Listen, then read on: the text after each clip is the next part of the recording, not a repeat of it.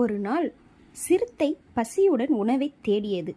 அப்போது ஒரு கருப்பு மானையும் புள்ளி மானையும் கண்டது. அவை இரண்டும் மலையடிவாரத்தில் மேய்ந்து கொண்டு இருந்தன. சிறுத்தை மிகுந்த எச்சரிக்கையுடன் மலையடிவாரத்துக்கு அருகே சென்றது. ஆனால் எதை தாக்குவது என அது முடிவு செய்யவில்லை. அதே நேரத்தில் சிறுத்தையை பார்த்த மான்கள் இரண்டும் வேகமாக ஓடின. பிறகு அவை இரண்டும் ஒரு இடத்தில் இடது வலது பாதைகளில் ஓடின. சிறுத்தை அந்த இடத்துக்கு வந்தது. எதை துரத்தலாம் என்று தயங்கி நின்றது. பிறகு சரி, கருப்பு மானை துரத்தலாம். அதை இறைசிதத்தன் சுவையாக இருக்கும் என்று முடிவு செய்து கருப்பு மானை துரத்தத் தொடங்கியது.